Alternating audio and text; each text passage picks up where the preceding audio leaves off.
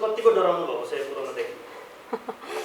होइन फर्स्टको यस्तो फर्स्ट स्टेजमा नम्बर थोरै हुँदा धेरै नै डरायो ओहो के हो भने जस्तो होइन।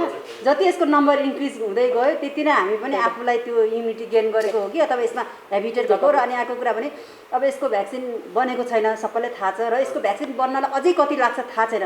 भनेपछि हामीले यो रोगलाई त प्रिभेन्सन भन्दा अर्को कुनै उपाय छैन जस्तो लाग्छ। त्यसले गर्दा हामी यसलाई नै युज टु भएर होइन यसलाई नै कसरी प्रिभेन्सन गर्ने, कसरी सेफली हामीले काम गर्ने भन्ने जस्तो त्यतातिर चाहिँ अहिले हाम्रो मन गएको जस्तो मलाई फिल भएको छ है। अब यो त यसको सोसियल डिस्टेन्स मेन्टेन नगरेर होइन जथाभावी हिँड्यो यताउति गऱ्यो भने त अफकोर्स यसको नम्बर त इन्क्रिज हुन्छ जस्तो लाग्छ होइन। तर त्यसको लागि चाहिँ हामीले अलिकति अनावश्यक नहिँड्ने होइन, सकेसम्म घरमै बस्ने, ग्यादरिङ नगर्ने, अब गर्नै पर्ने कुराहरू त गर्नै पर्यो, त्यो चाहिँ सेफ वेबाट गर्ने। त्यसो गऱ्यो भने चाहिँ अलिकति नम्बर कन्ट्रोल होला। अदरवाइज त यसरी हामी निस्क्यौँ जथाभावी गऱ्यौँ होइन, अब अलिकति च्यालेन्ज लिएर गऱ्यौँ भने त अब बढ्न सक्छ होला। यो त हामीले किनभने यो अघि नै भन्यौँ एयरमा पनि 2-3 घन्टा बस्छ भनिरहेछौँ होइन, ड्रपलेट त हो भए तापनि एयरमा पनि बस्छ भनेपछि एयरबाट जान सक्छ। मास्क नलाउने जथाभावी हिँड्ने गऱ्यो भने त यो त भन्न सकिँदैन। अब फ्युचर इज अनसर्टेन। कतिपय यस्तो घरबेटीबाट प्रताडित कोही केही हुनुहुन्छ त्यस्तो केही थाहा छ हाम्रो स्टाफमा चाहिँ कोही पनि त्यस्तो हाम्रोमा त्यस्तो कम्प्लेन लिएर चाहिँ आउनु भएको छैन। तर अब सामाजिक सञ्जालतिर त हामीले भेटेछौँ होइन, त्यो सायद जसलाई पऱ्यो उहाँलाई धेरै नै पीडा पऱ्यो होला होइन। जस्तो हस्पिटलसँग रिलेटेड के धेरै डराउनु पर्ने आवश्यकता छ ती घरबेटीहरूले? त्यति धेरै डराउनु पर्ने जस्तो लाग्दैन मलाई, किनभने सोसियल डिस्टेन्स हो नि त। त्यो घरपेटी र घरमा बस्ने मान्छे त त्यति साह्रो क्लोज रिलेसनमा आउँछ जस्तो मलाई लाग्दैन होइन। उसैले पनि थाहा पाउनु पऱ्यो कि हामीले चाहिँ मिनिमम पनि 1 मिटरको डिस्टेन्समा बस्यो भने यो सर्दैन भनेर भनिरहेछौँ भने त्यो कन्डिसनमा चाहिँ घरपेटीहरू त्यति साह्रो डराएर होइन त्यो स्वास्थ्यकर्मीलाई सुरक्षाकर्मीलाई जाऊ भन्नुपर्ने अवस्था चाहिँ छैन। यदि यस्तो घरबेटीहरू नै डरायो भनेदेखि भोलि घरबेटीलाई कोभिड लाग्यो भने चाहिँ कसले उपचार गर्छ त? आज तपाईँले एउटा स्वास्थ्यकर्मीलाई हस्पिटलमा निकाल्नुहुन्छ, भोलि उसले त स्वास्थ्यकर्मीलाई निकाल्ने बित्तिकै त ऊ सुरक्षित हुन्छ भन्ने त छैन नि। भोलि निकाल्यो भने हस्पिटलमा उसले कसले उपचार गर्छ त? फेरि त्यो कुरा पनि उहाँहरूले चाहिँ सोच्नुपर्छ। तपाईहरु स्वास्थ्यकर्मीको नाताले गभर्नमेन्टलाई सरकारलाई के सुझाव दिन चाहनुहुन्छ? यो लकडाउनको कुलो गर्ने भन्ने कुरामा चाहिँ किनकि यो लामो समय भयो, सबैजना घर बसेर पनि यो अब केही जेस खानु पर्यो, आफ्नो व्यापार गर्नु पर्यो, सबै कुरा गर्नु पर्यो होइन। त्यस कारणले गर्दाखेरि सबै इन्डिभिजुअलमा जनचेतनाको एकदम आवश्यक छ होइन। तर यो मैले पनि बुझेछु, सबैजनाले बुझ्नु भएको छ भनेपछि त तपाईँ एकजना म एकजना व्यापारी भयो भने पसलमा एकजना आउनुहुन्छ भनेदेखि एकजना गइसकेपछि अर्कोजना आउनुहोस् भनेर लाइनको व्यवस्था किन गर्नु सक्नुहुन्न? सबै कुरा सरकारले गरिदिन्छु भन्ने पनि छैन। हामीले हाम्रो हस्पिटलमा हाम्रो प्रोटोकल बनाएको छ भने तपाईँ व्यावसायिक सङ्घले पनि म यो गरौँ भनेर बनायो भने हुन्छ नि। अर्को टिम होला उसले पनि हाम्रो लागि यो गरौँ भनेर उनीहरूले आफ्नो प्रोटोकल बनायो भनेदेखि आफू सुरक्षित भयो भने सबैलाई हो। त्यस कारणले आफ्नोलाई कुन सहज हुन्छ, आफू जोगिन कुन सहज हुन्छ त्यो आफूले सबैजना यो चाहिँ इन्डिभिजुअल जागरुक हुनु चाहिँ आवश्यक छ। यो सबै कुरा सरकारलाई मात्रै गर्नुपर्छ भन्ने चाहिँ छैन होइन। म एउटा कुरा भन्छु है यसमा होइन, यही कुरालाई म अलिकति क्लियरिफाई गरिदिन्छु। यो उसमा चाहिँ जस्तो गभर्मेन्ट लेभलले गर्ने नीति नियम बनाउने होइन, जस्तो परीक्षणको दायरा बढाउने भन्ने कुराहरू गरिरहेछ, क्वारेन्टाइन राम्रो गर्ने भनिरहेछ होइन।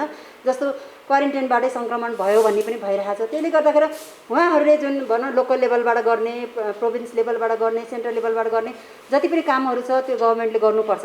जुन बेसिक कुराहरू WHO को मापदण्ड अनुसार सबै गर्नुपर्छ जस्तो मलाई लाग्छ।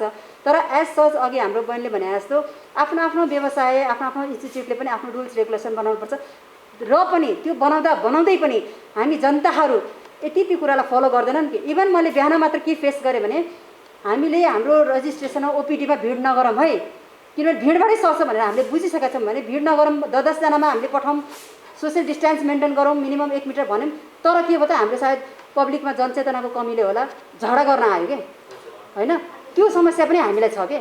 त्यसकारण यो ग्राउन्ड लेभलदेखि सबैले बुझ्नुपर्छ, गभर्मेन्ट लेभलदेखि सबैले बुझ्नुपर्छ। र यसको जिम्मेवारी गभर्मेन्टलाई मात्र भनेर पनि हुँदैन, हामी आफैले पनि कसरी मेरो ज्यान त मेरो हो नि होइन। गभर्मेन्टलाई हाम्रो ज्यान के भयो भने गभर्मेन्टलाई कति घाटा पर्छ र, तर हामीलाई के भयो भने हामीसँग डिपेन्ड भएको फ्यामिलीहरू सबैलाई असर पर्छ। त्यसले गर्दा आन्तरिक यो जुन होमवर्क छ यसमा हामीले डिस्टर्ब गऱ्यौँ। सरी अन्तिममा एउटा मेरो क्वेसन मात्रै हो, जस्तो नेपालमा चाहिँ कतिपय धेरैको त्रास छ कि मरिसकेपछि मात्रै के अरे PCR पोजिटिभ हुन्छ, कोरोना पोजिटिभ हुन्छ भन्ने खालको ट्रोल पनि बनेको छ होइन।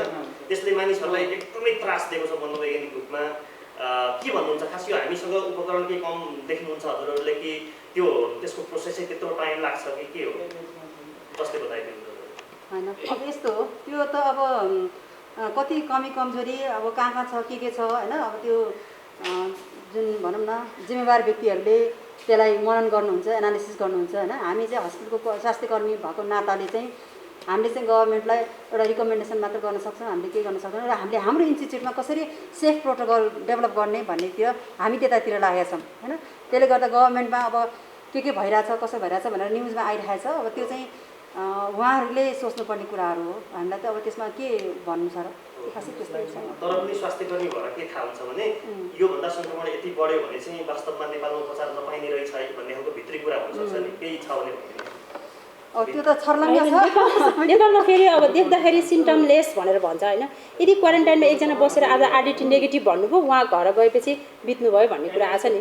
यदि त्यस्तो सिम्टम्स देखेको भए त सायद मलाई हस्पिटल लान्थ्यो होला नि त। त्यसको डेथको रेट के हो, डेथ कसरी भयो भन्ने कुराहरू त अब हामीले पनि जस्ट न्युजमा मात्रै सुन्ने हो होइन। अब कसरी भयो भने एक्ज्याक्ट त्यहीँको मान्छेहरूलाई नै थाहा होला क्या। किनकि हजुरहरूको यति हँसिलो अनुहार देख्दा अथवा कन्फिडेन्ट यो प्रस्तुति देख्दाखेरि जनतालाई पनि एकदम मजा त आउँला।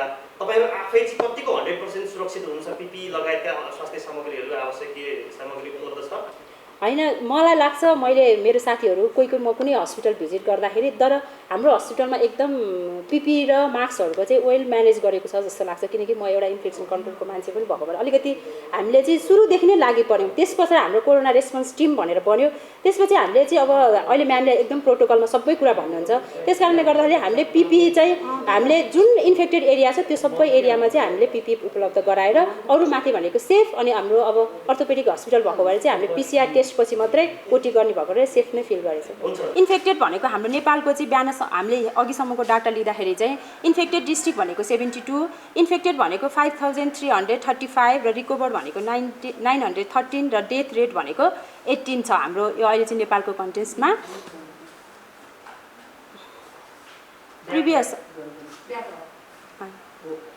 अब हामीले चाहिँ यसमा प्यानिक हुनु पर्दैन कोभिड-19 भनेर भनेको छौँ। किन भनेको चाहिँ यो चाहिँ सार्स जस्तै हो, लाइक फ्लू जस्तो सिम्टम्स भयो यसमा चाहिँ होइन।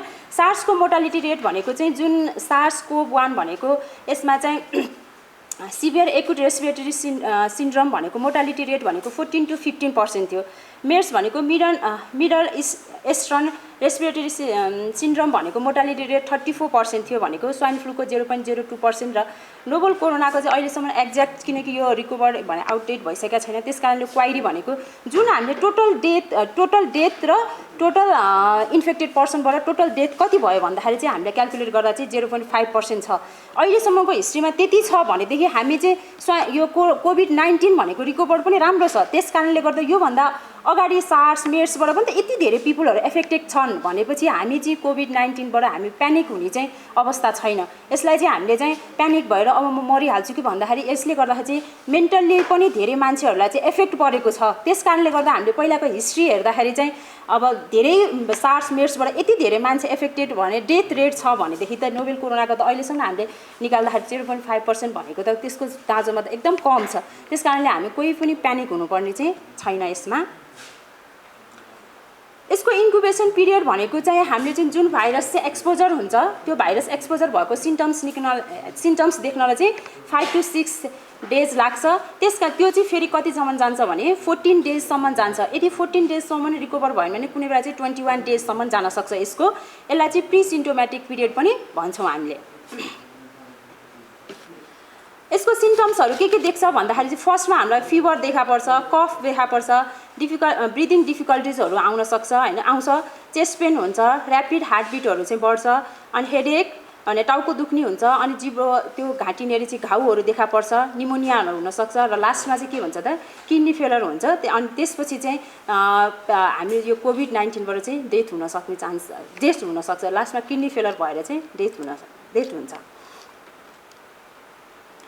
यो international expert to China WHO को फाइन्डिङमा चाहिँ यो मैले भनेको सिम्टम्समा फर्स्टमा फिभर आउने कि कफलाई गर्ने भन्दाखेरि चाहिँ फर्स्टमा चाहिँ यो चाइनाको चाहिँ WHO जुन निकालेको छ त्यसमा चाहिँ फिभर भनेको 88% थियो भनेदेखि चाहिँ फर्स्ट भनेको कसलाई आउने के आउने रहेछ सिम्टम्स भनेको फिभरै आउँछ।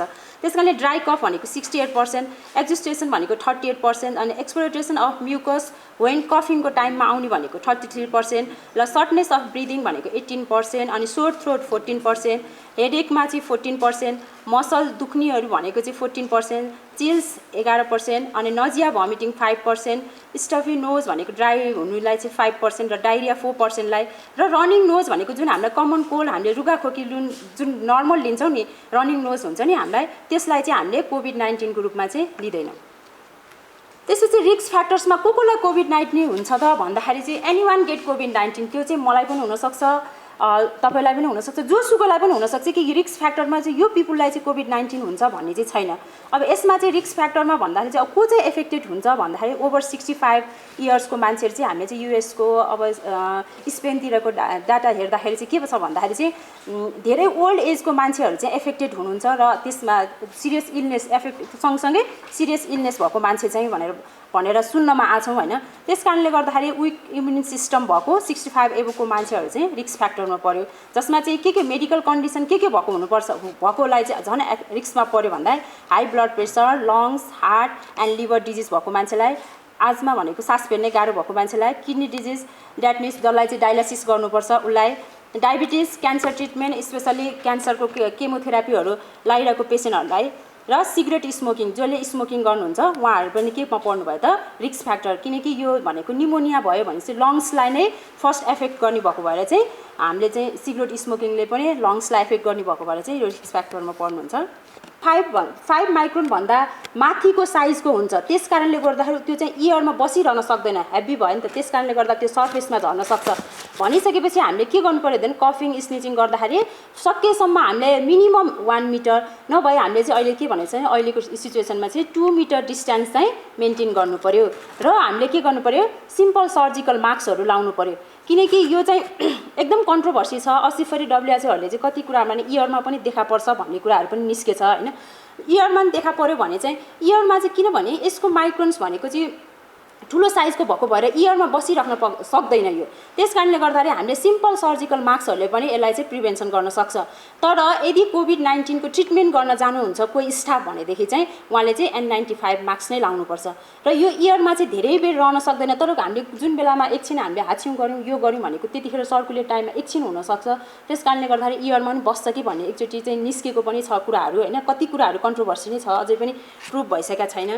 त्यस कारणले गर्दाखेरि हामीले मास्क चाहिँ जरुरी छ, सिम्पल मास्कहरू पनि लाउन सक्छौँ यसमा चाहिँ।